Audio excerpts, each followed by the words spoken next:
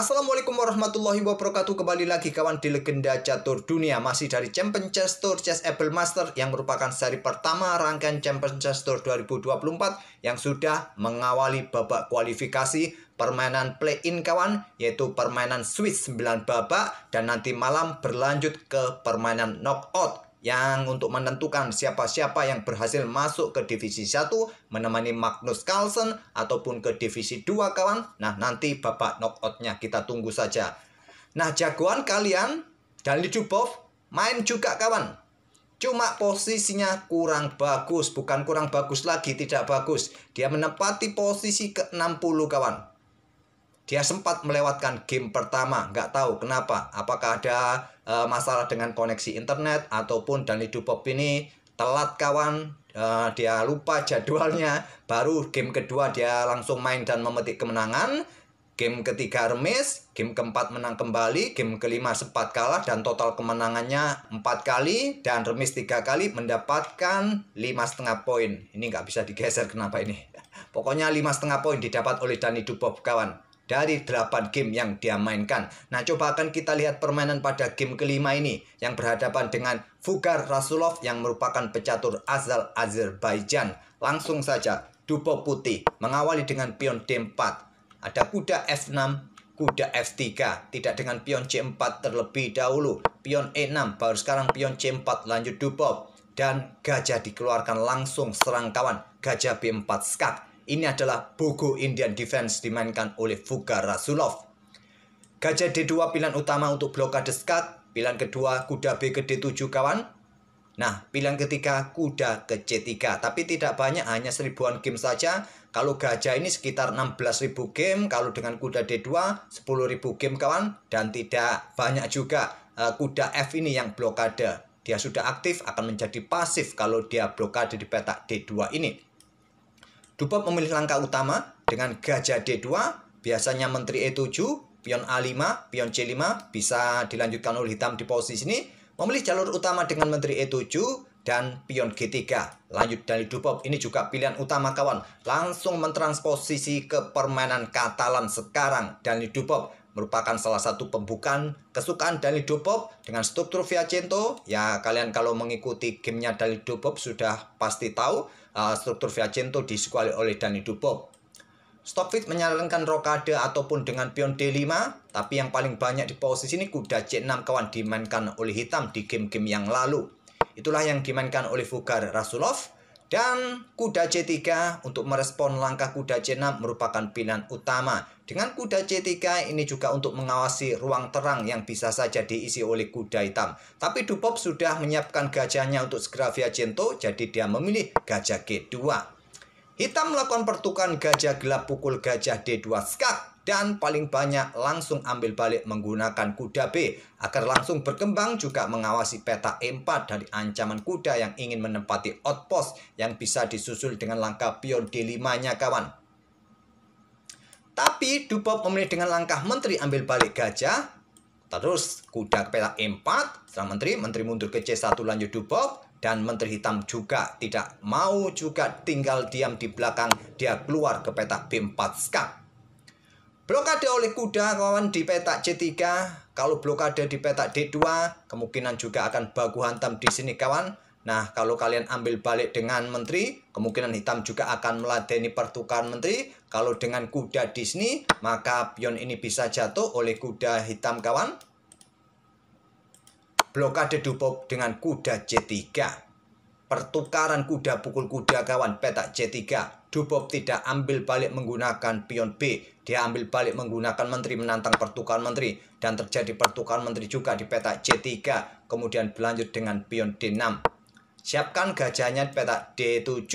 Dan juga dia keluarkan pion ini untuk kontrol di baris kelimanya. Ada benteng B1 lanjut Dubov. Ataupun juga di sini kuda D2 ini merupakan opsi yang paling banyak diambil ketimbang benteng B1 kawan. Untuk membuka diagonal terang bagi gajah terangnya. Tapi Dubov memilih dengan langkah benteng B1. Nah, kuda A5 merupakan opsi yang paling banyak diambil oleh hitam pada posisi ini. Untuk coba tekan pion di sini kawan. Atau dengan benteng B8. Dua langkah terkuat juga menurut engine Stockfish. Benteng B8 dipilih oleh Fugar. Kemudian ada pion C5 lanjut dubop untuk menantang pertukaran. Rokade juga salah satu opsi, mungkin dengan pion H4 juga segera didorong, salah satu opsi juga dari engine. Tapi memilih dengan pion C5 dan dubop kawan. Nah di sini tantangan ditolak kawan. Ya tantangan seperti ini jelas untuk mendefleksikan posisi pion hitam agar tidak ada kontrol pada peta E5 yang bisa saja nanti diisi oleh kuda putih di peta E5 ini. Pion B6 salah satu opsi yang kuat juga di sini, tapi memilih kembangkan gajah ke peta D7, dubop rokade kawan, kemudian diikuti langkah raja naik ke peta E7 bila terbaik. Tak perlu rokade karena tidak ada menteri, jadi permainan dirasa mungkin mudah diimbangi tanpa menteri kawan. Tak perlu permainan yang kompleks, jadi cukup raja naik, tak perlu rokade, kedua benteng sudah terkoneksi. Benteng FC1 lanjut dubop mendukung pion-pion di lajur C. Dan Stockfish menyarankan langsung baku hantam pion ini kawan. Dari tadi salah satu opsi juga untuk menumpuk pion putih di lajur C kawan. Memilih dengan langkah pion B6 menantang pertukaran. Kuda D2. Pion B pukul pion C5 menantang pertukaran benteng. Pion D pukul pion C5 terlebih dahulu. Coba lihat, kalau hitam yang akan ambil balik tentu pionnya juga dalam posisi bertumpuk kawan di sini. Kenapa tidak dari tadi? Dan dijawab dengan langkah benteng H ke D8, pion F4, lanjut dubop untuk hentikan laju pion, kontrol peta E5 dari kuda hitam yang akan coba reposisi, kemudian kuda ke A5. Di sini ada pion C pukul pion D6, pion C ambil balik pion D6, gajah E4 lanjut dubop menyerang pion. Di sini kawan, pion H7, diserahkan pionnya, ada benteng D ke C8. Kalau ambil pion ini yang ditakutkan ya ada jebakan kawan, posisi gajah akan terkunci. Oke, kembali lagi ke langkah aslinya, memilih raja naik ke peta F2 dan hitam mendahului pertukaran benteng, ambil balik oleh gajah agar bentengnya tetap menjaga pion di sini. Ada benteng B8, gajah naik lagi ke peta D3, kemudian ada benteng B2 menusuk baris kedua kawan, ancam pion, ancam kuda. Langsung ditantang dengan benteng C2, benteng hitam mundur kembali ke B6, benteng turun lagi ke C1, ke B2 lagi, ke C2 lagi, mundur ke B7 kawan. Nah, benteng ke C1 lagi, lanjut dan dubop. Kemudian mulai dorong pion D5, ditantang dengan pion E4, diterima, ambil balik dengan gajah ancam benteng, benteng bergerak ke lajur C, diikuti raja putih naik ke E3 lanjut dubop. Pion H6 mulai dimainkan agar terhindar dari ancaman gajah di sini, dan selanjutnya ada pion C4. Gajah C6 menantang pertukaran dan diterima. Kita temui permainan endgame benteng plus kuda di sini kawan dengan jumlah pion yang sama. Cuma bedanya di sini hitam hanya mempunyai dua kumpulan pion saja, kumpulan besar dan satu pion terpisah di lajur A, sedangkan dubop ini dua pionnya terisolasi kawan dan hanya ada 3 pion di sisi kanan. Berlanjut dengan raja naik ke peta D4, ada benteng A6. Awas, ada persiapan di sini kawan, ancam pion, kemudian kuda ke B3 menantang pertukaran. Kalau diterima, pion ini jelas terkoneksi, ditolak kawan, mundur ke peta C6, tim punya skak. Raja maju ke C5, raja hitam bergeser ke D7. Benteng D1 skak, raja ke C7. Diikuti benteng diangkat naik ke D6 agar benteng ini tidak macam-macam meninggalkan kudanya kawan. Selanjutnya benteng B6 berkoneksi dengan pion, kuda siap beraksi kawan, dan dijawab dengan langkah kuda D4 menantang pertukaran, dan terjadi pertukaran jual beli perwira kawan, dan kita temui permainan endgame raja versus raja. Permainan masih dirasa bisa remis menurut engine. Ya, kalau dilihat secara posisi di sini hitam dinilai Stockfish mempunyai keunggulan yang sangat tipis kawan, 0,2 saja.